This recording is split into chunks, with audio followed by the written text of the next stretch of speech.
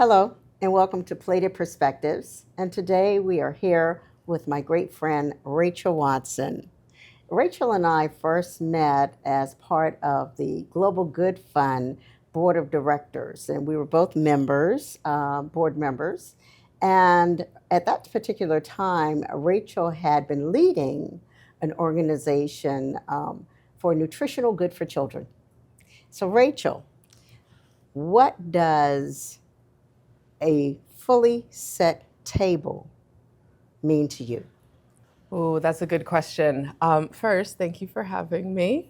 I'm always excited to get to sit and talk with you because I feel like I've learned so much. And even, just the idea of thinking about inviting people to a table and how you set the table as being so important. I really enjoy that framing. So thank you, number one. Thank you. I think the thing that really resonates with me about it is intentionality. Right? And I will admit, and anyone that's ever come to my place for dinner, I'm the type that's like, there's the food, let's go, right? But there's something about those people, and you're one of them, that intentionally sets a table and really thinks about it, and really thinks about what you're inviting people in to be a part of. And so fundamentally, to me, it's that intentionality about what are we wanting to do in this space? How do I want people to feel in this space? How do I want to welcome them to engage with me in a certain way to achieve a certain end? And it might be a nourishing meal or something else, depending on the setting. But yeah. I think that's a great answer. And in today's world, I think at any time, being intentional, I think is really important because there's so many things that can take our attention. Yes. That can be a distraction, a negative distraction. Sometimes there are good distractions where there are definitely bad distractions. So give me an example of when you felt truly welcomed into the room and how you showed up when you got into the room. In my experience, it's multiple pieces, right? There's not one magic formula per se. But in my experience, I think some of the things that have really made me feel like I belong and welcome at a table and able to fully engage are, one, the people around the table. Yeah. It doesn't matter how beautiful, how perfectly structured. Because if we're talking about engaging with people, there's a certain element of structure and creating the structure, creating the setting of the table. That's very important. But also it's the people around the table and it's the energy they bring to the engagement. So that to me is fundamental. It's the people. It's the people element. You can have the structures, you can have all of the right things, but if the people at the table aren't the right people and aren't coming with the right energy and intention, it's not gonna, it'll be fine, but it won't be great. So the work that you do now, Yes. You're really doing a lot of consulting work, you're building structures, you're building, helping people in organizations to implement things. Talk a little bit about that and how, because really every situation that you go into, you're kind of the newbie. Yes. You're the new girl sitting at the cafeteria table. Yes. So what does that feel like and how do you overcome that being the newbie? So for me, in engaging, and I'll just a little bit of background, I work with organizations. Sometimes it's management consulting, sometimes it's training, sometimes leadership development. I also work in a lot of facilitating of different events. And in that space, one of my clients right now is an organization, and I'm leading engagement with indigenous people and local communities around the world. So if we're talking about diversity, that is like the most diverse space. And the most important thing is to build trust as quickly as possible. And for me, what I found is the best way to do that is just be who you are. That's and lead with that, whatever that happens to be. And if you do that, and if you are clear about this is what we're here to accomplish, this is my role in it, this is what I know, this is what I don't know, this is how we're gonna work together. I think it's Brene Brown who said, clear is kind. Yeah. And so leading with that and moving at the speed of trust, I think those are two key elements and then from there creating the structures that are going to help you move forward in achieving whatever you're there to achieve. You know, I sat on a panel some time ago, and one of the questions was about trust, and particularly with not-for-profits. And so how do you build trust? And once you've built it, how do you maintain it? And how do you fight to keep that trust? Because this is a time when, you know, there's so many stories out there, and you don't know quite what to believe, what not to believe. So how do you begin to build trust? And then how do you maintain that trust? Communication and consistency, I think, are two of the big pieces. And within communication, transparency. Right? So communicating what's happening, and like I was saying, like, where are we at? Where are we going? This is my part. This is how I understand it. I could be wrong. And the humility within that communication. But I've seen so many times where things have started well with communication, and then something happens, and the response is, I didn't know about this. I didn't hear about this. Why wasn't I informed about this?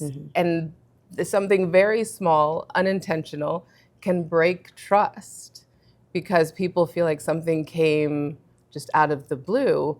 And had there been a bit more communication about this is where we're at and this is why we made this decision, it can go a long way to maintaining that trust. So I think you need it to build the trust, and then you can't take trust for granted, and you have to continue to, what I often say is, over communicate. Like you communicate, and you communicate again and again and again. So you would rather have people say, like, okay, that's enough, like I get it. Then where is that coming from? I had no idea about that. And then the consistency. And that goes to communication. But people trust that, okay, in this situation, that situation, the other, this person is the same. They showed up the same. They were consistent in the way they handled situations. And I'll add a third is willingness to change. And it's not in conflict with consistency. I think it should be something that you're consistently doing, is that willingness to change. And for me, that's also very important as a component of listening in the communication. So communication isn't just one way, it's two-way. And if you're truly listening, you're listening with an openness to change. Like that's what you're listening for. And I know there's a active listening and deep listening and all of those things. And I don't even remember like the details of what's what.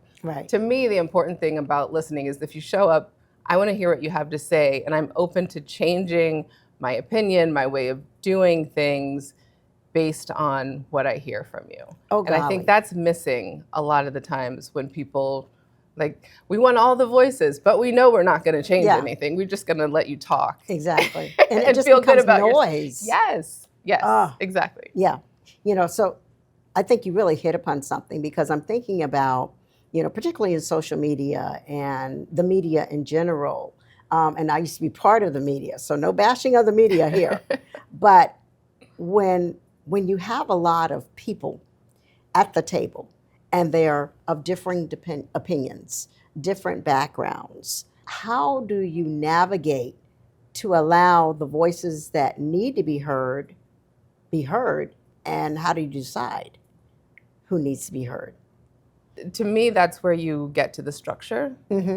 And going into a space and having some structure helps in a lot of ways. So, and it depends on, what your role is coming into the space. So if you're leading a space, coming in and putting that structure in place early. I just had an example of, I was facilitating a discussion, and it was a group that I had worked with in the past, and there were new people in the mix.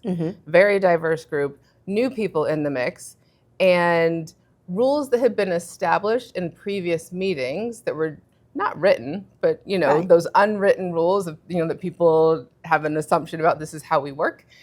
The new folks didn't know those rules, and we got halfway through the meeting and I realized, oh, this isn't, like, we should have really revisited the structure of the space to make sure that everybody was heard and that people knew how we make decisions in this space. So how we take those voices into consideration, and who is providing input for consideration and who's actually making the decision. Ah, And so being clear about that from the beginning helps people to understand I'm providing input for consideration, not I'm voting at the end. And we need to be honest about the type of space that we're in and not pretend like it's something that it's not.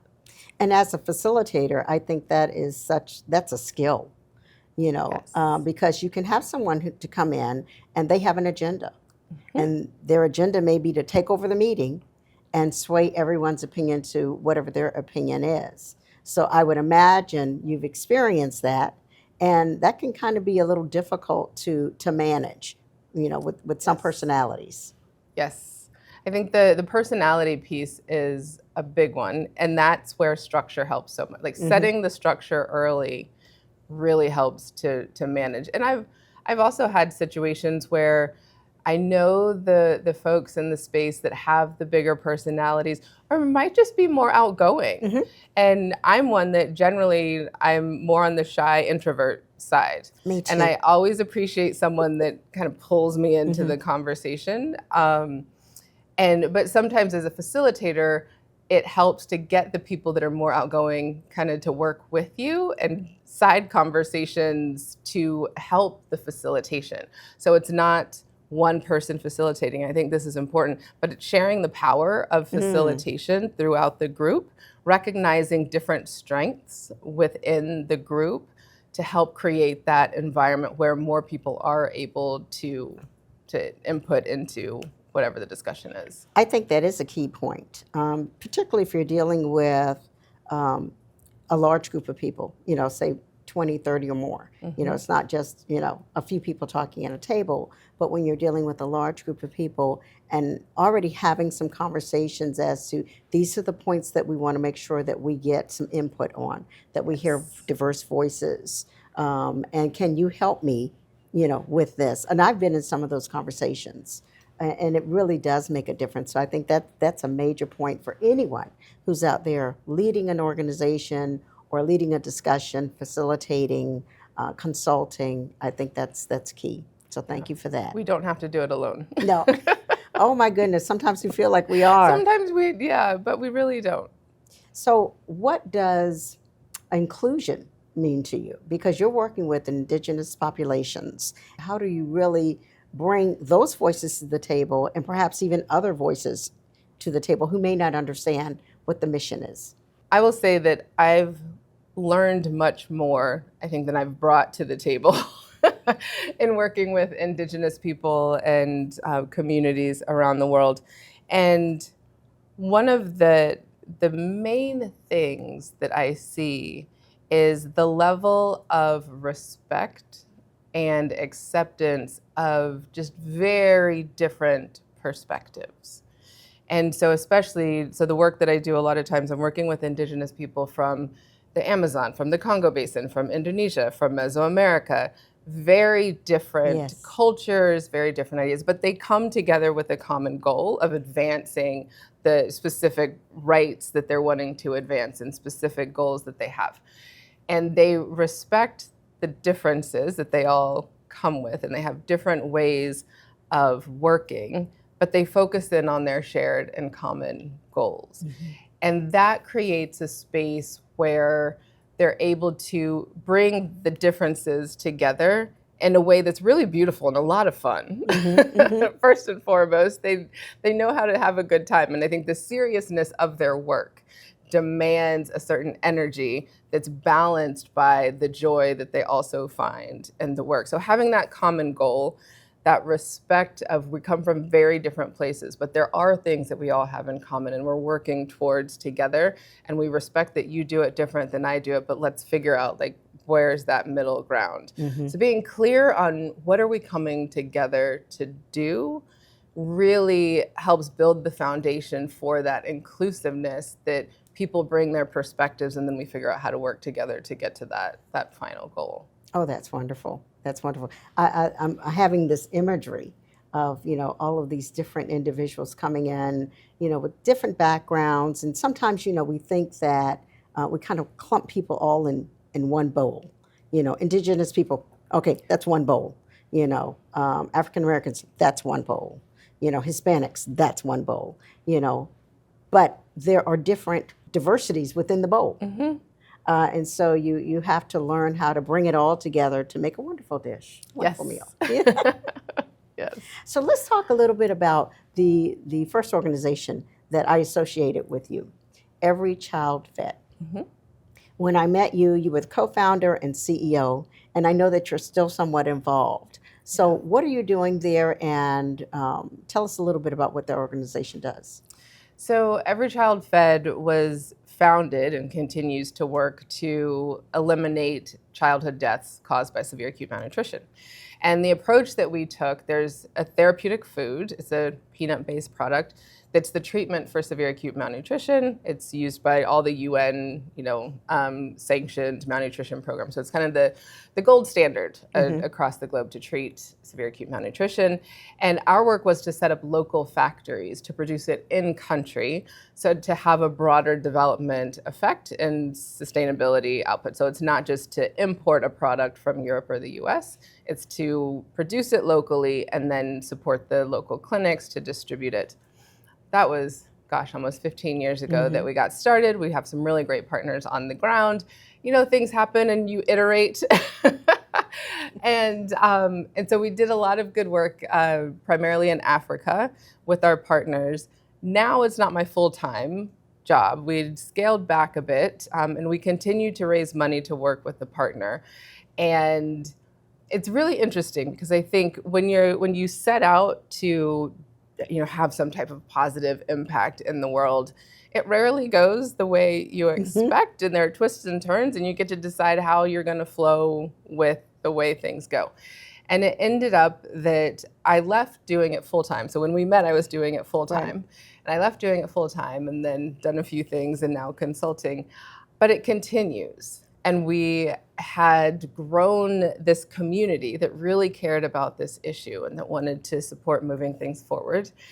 And with our partner, every year we have a meeting and we say, and they're really active on the ground, and we say, what are the needs that aren't being met? Where are the gaps? What can we do that's not being done? In a very free kind of way.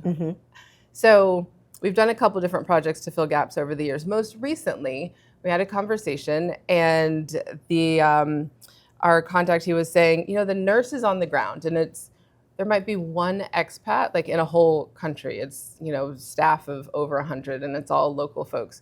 One of the nurses who works in the clinic, she was saying moms are getting, the moms that come in are depressed. What can we do about this? And so zoom forward, with maybe $30,000, we were able to establish a mental health program, pilot it where we already have programs going. And last year, we received a grant of $5 million to expand it from one district through the whole country because it's having such great results. Not at all what we planned to do, but having an immense impact that we never thought of at all, but just kind of followed the path to see where it went. So I would encourage anyone who's trying to do good in the world and it's not working, don't give up. Sometimes it ends up looking different than you imagined, but still so powerful and needed. So it just, you answer the need that needs to be met, not necessarily the need that you think needs to be met. Exactly. So, and what I'm hearing you talk about, and throughout your career, you've really, having that healthcare background as well, it's really the social determinants of health, which lead to the social determinants of wealth, the social determinants of just everything that impacts an individual. So whether it's health and eating healthy and mental health and where you work and how you grew up, where you grew up, and all of those factors that come into play. So, I really appreciate that. I get a little geeky about it. I'm sure you do. So do I. Yes. It's like, oh, that's a social determinant, And what does that mean for the world of work? Yes. Oh, so, it's really neat to see it all come together. And I'm sure that you've enjoyed, part of that. But what got you from I know you were at Inova, from the healthcare field to doing that now to doing consultancy? So it's been quite the circuitous path.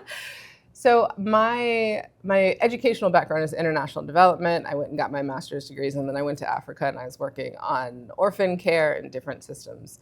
And from there, I got burnt out, and then I ended up back in the States working in healthcare.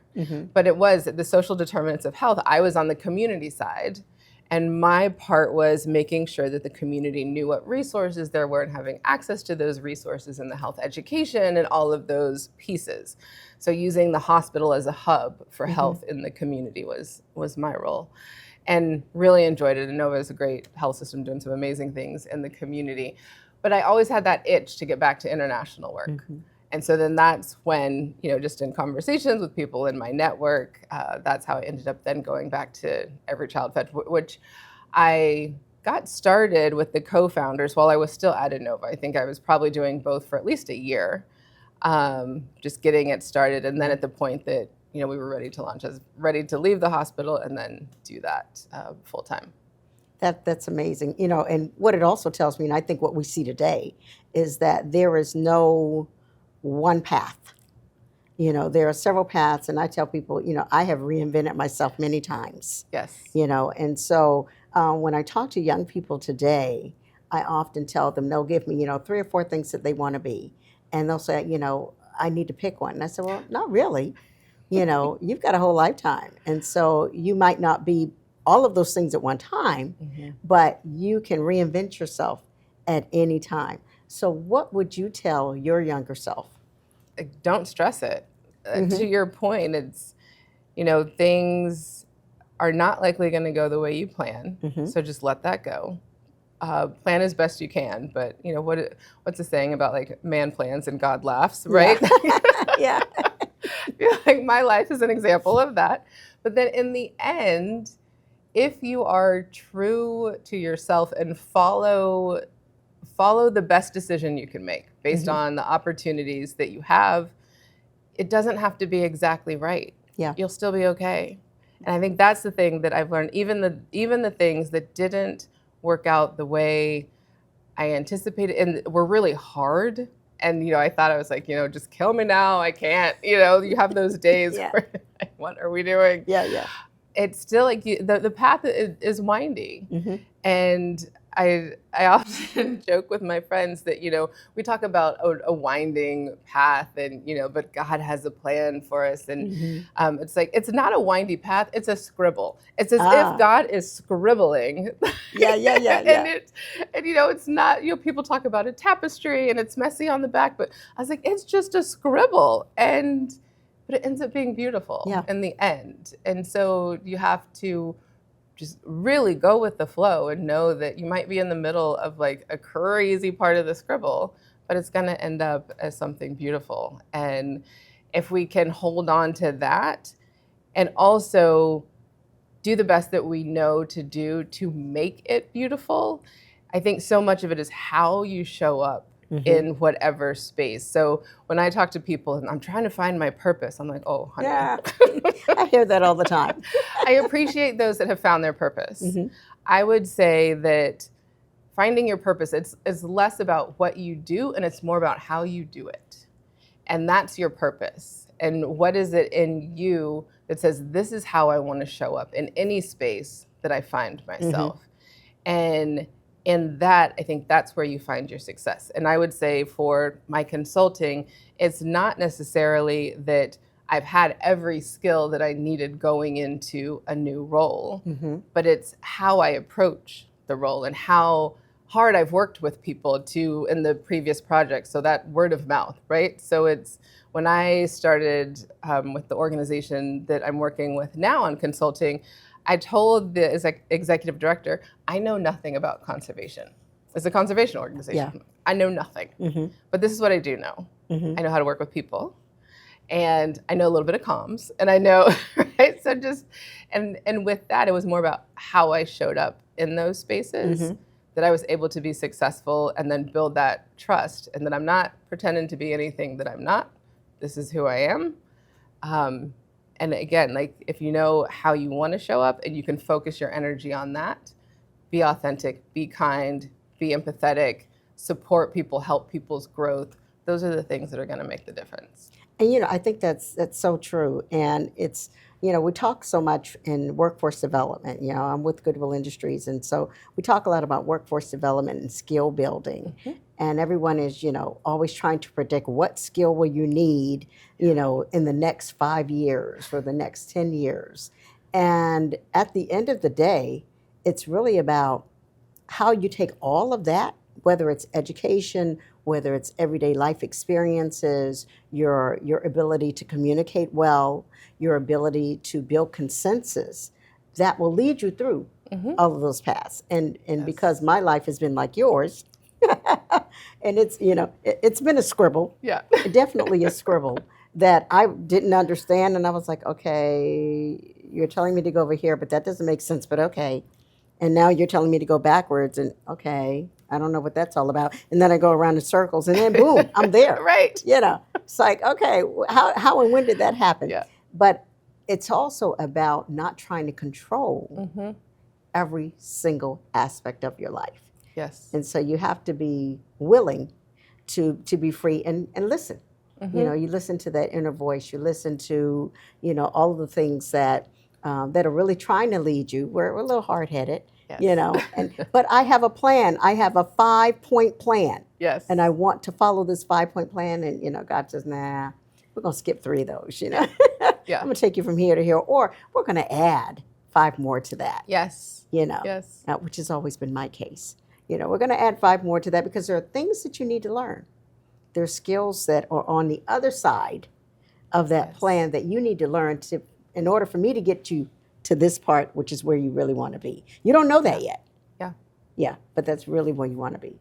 And I think as a consultant, as a facilitator, you probably see that a lot in people where, they have the structure and they're great about structure, but they're so rigid with it. It's like, but no, Rachel, we have to do it A, B, C, D. Yes. How do you handle that?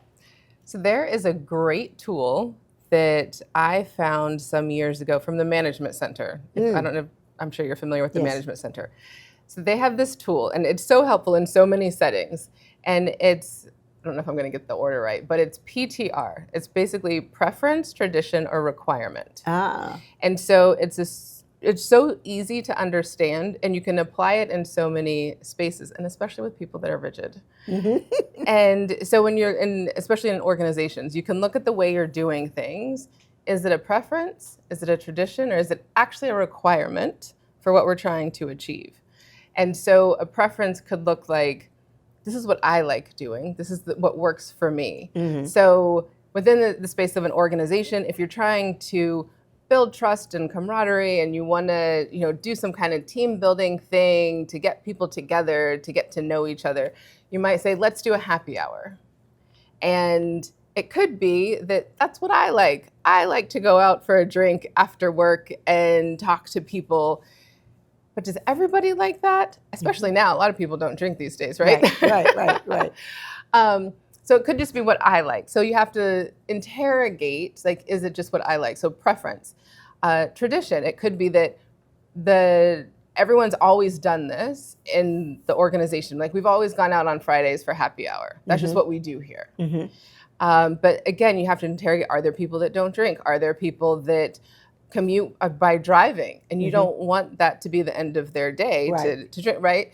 And so the requirement is, what's a space where we can come together outside of work and connect? And then you can think about, how do we find ideas for that that's not a preference or tradition, but actually meets the requirement in a flexible way.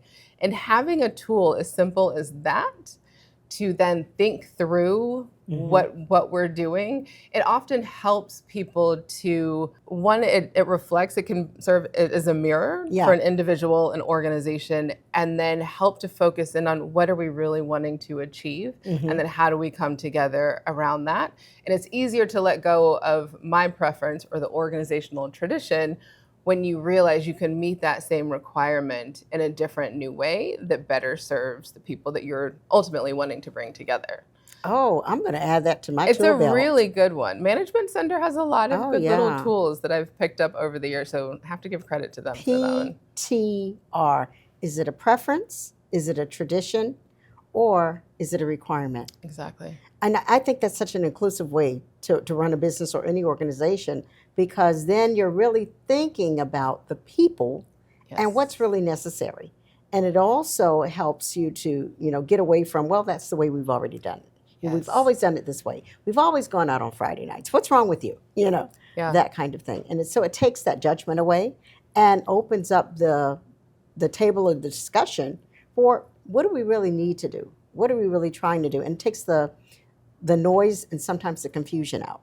And it helps, I think, to build curiosity into the different processes that are happening, and helps to build that muscle. Because, and especially if you start with little kind of low stakes things, and if everyone in the organization at the various levels have that as a tool and a frame, then it also can empower more junior staff to say, this feels more like a tradition than a requirement. This is how I understand the requirement. So when you want to have those more challenging conversations, perhaps, with your manager or boss, like, you at least have a framework to do it. So there's things like that when they're adopted across an organization or even across a team, it opens that space to be able to, to get curious about how you're doing things, and listen and change. I love that. I love that. So if people want to work with you, how can they find you? Probably the easiest way. So my consulting practice is Blue Clae, and it's a blue like the color, BLUE, and Clae, CLAE. So blueclae.com. And I'll just tell you a little bit, like the name, it feels kind of random, right? Yeah. So it came to me, and I was thinking about, what do I want to do? And I was thinking about the fact that the world that we exist in, it was created by people doing things, right? Everything, like nature is nature, but in terms of society, at some point someone had an idea and did something, and that's why we're here in this world that we live in. And we have the power to shape things. So it's like moldable clay. And then the blue is from space, and we just had the the folks in going around the moon, which is super exciting. And even hearing what they say, it's like this little dot. It's like this blue dot, but it's very moldable. And so how do we shape a better world together is really what I want to get towards. And so that's where the name came from. So blueclae.com. And then it's CLAE because someone decided to spell things a certain way. So I can decide to spell clay, CLAE. Exactly. It makes you unique. And you are unique. And we get to do that. Yeah. Like, we get to decide what we want to do and how we want to do it. There's no fixed way. There's this innovation. Creative. Yeah, creative and innovative, on every turn. And I love the fact that, you phrase it as, we are molding the world, because we really are. There's so many imprints on the world that can be negative and positive imprints. And so for those of us who make a conscious decision to serve, and to serve in various capacities, we're actually molding the world. We shape the world we live in. We're shaping it, Yeah. And that's why I'm so glad that you came to Plated Perspectives. Thank you for having me. So thank you. It's been wonderful. And I wish you much luck. And we will, get together and, again, now that you're not traveling so much, maybe. Next time we'll have food on these plates and we'll really get into it. Listen, are you bringing it or I'm bringing it? I'll bring the plates. How about that? You bring the plates, I'll bring the food. That works. Okay. Thank you, Rachael. Thank you. Thank you so much for joining us.